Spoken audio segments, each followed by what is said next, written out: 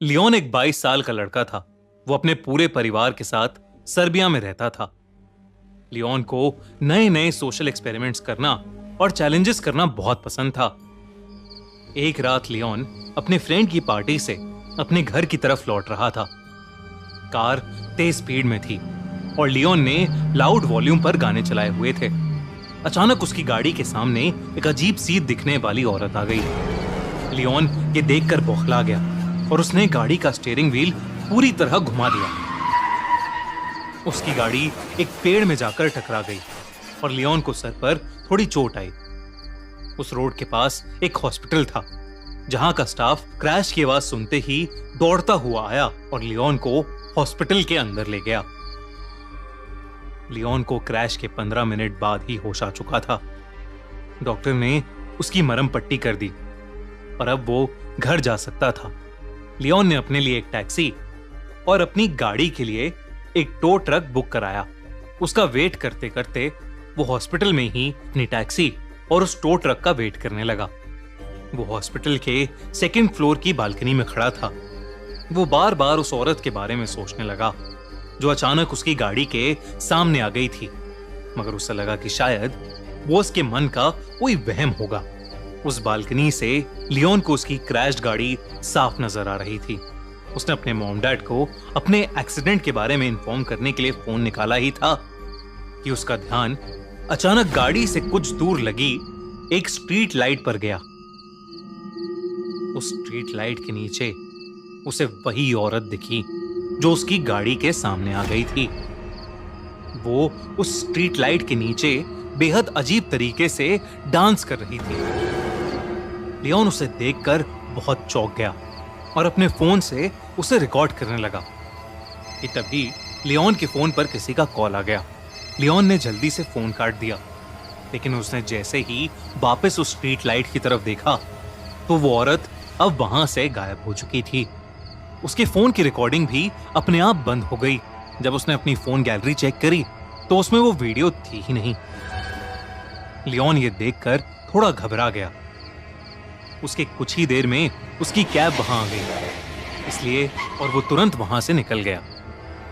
मगर वो अभी भी काफी बौखलाया हुआ नजर आ रहा था।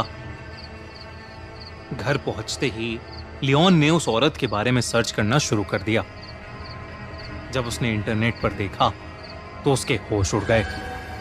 इंटरनेट पर लियोन को एक वीडियो मिली जिसमें वही अजीब सी दिखने वाली औरत उसी स्ट्रीट लाइट के नीचे वैसे ही अजब तरीके से डांस कर रही थी।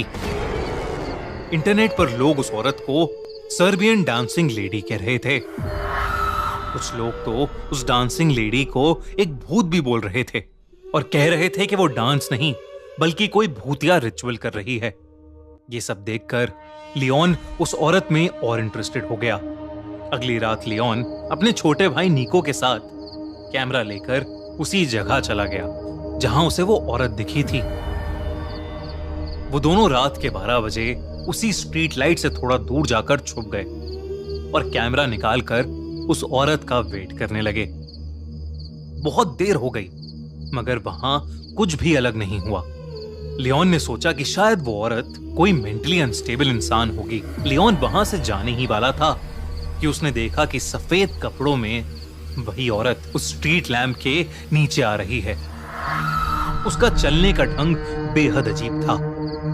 बहुत ही अटपटी चाल थी उसकी। जैसे ही लियोन ने उस औरत को देखा उसने कैमरा में रिकॉर्डिंग शुरू कर दी। वो औरत उस स्ट्रीट लैंप से नीचे आई और दोबारा वैसे ही अब नॉर्मल तरीके से डांस करने लगी। इस बार लियोन ने देखा कि उस औरत ने अपने हाथ में एक चाकू भी पकड़ रखा है।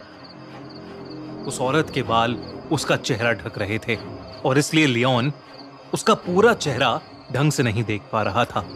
अचानक ही वो औरत डांस करते करते रुक गई और देखते ही देखते उस औरत की हड्डियां चटकने लगी और उसके हाथ और पैर अजीब तरीके से मुड़ने लगे। तभी उस औरत ने अपना चेहरा लियोन की तरफ किया और वो उसे देखते ही जोरों से हंसने लगी। उस औरत का चेहरा डिसफॉर्म्ड और बेहद डरावना था। वो अब धीरे धीरे लियोन और निको की तरफ चलकर आ रही थी। लियोन और निको ये सब देखकर बहुत डर गए। वो फौरन अपनी कार की तरफ भागे। जैसे ही लियोन अपनी कार के पास पहुंचा तो उसने देखा कि निको उसके साथ नहीं है। लियोन ने नजर घुमाई तो उसने देखा कि निको उस डांसिंग लेडी के पास खड़ा था। ऐसा लग रहा था कि निको उसके वश में है। लियोन ने निको को जोर से आवाज लगाई और निको मानो वापस होश में आ गया हो। निको जल्दी से वापस कार की तरफ भागा और लियोन और निको दोनों कार में बैठकर वहां से निकलने लगे। जब लियोन ने आसपास देखा तो वो डांसिंग लेडी कहीं नहीं थी, लेकिन फिर अचानक ही वो लियोन की कार के सामने आ गई। उसे देखकर लियोन की रूह कांप गई, लेकिन लियोन ने अपनी कार नहीं रोकी। लियोन की कार उस डांसिंग लेडी के आर पार हो गई और जब लियोन ने अपने रियर व्यू मिरर से पीछे देखा तो वो डांसिंग लेडी उस रोड पर खड़ी लियोन को ही घूर रही थी और फिर अचानक वो हवा में कहीं गायब हो गई। उस रात वो दोनों जैसे तैसे घर पहुंचे और चुपचाप सो गए। अगले दिन निको ने लियोन को बताया कि उस डांसिंग लेडी ने पिछली रात निको से कहा कि वो खुद डेथ है और वो जिसको भी देखेगी वो उससे उसकी सबसे करीबी चीज छीन लेगी। इस इंसिडेंट के कुछ ही दिनों में कुछ ऐसा हुआ जिसने लियोन और निको की जिंदगी हमेशा हमेशा के लिए बदल दी। एक रात लियोन और निको की मां एक्सीडेंट में मारी गई। उनका एक्सीडेंट भी उसी स्ट्रीट लैम्प के नीचे हुआ था जहां लियोन ने उस डांसिंग लेडी को देखा था।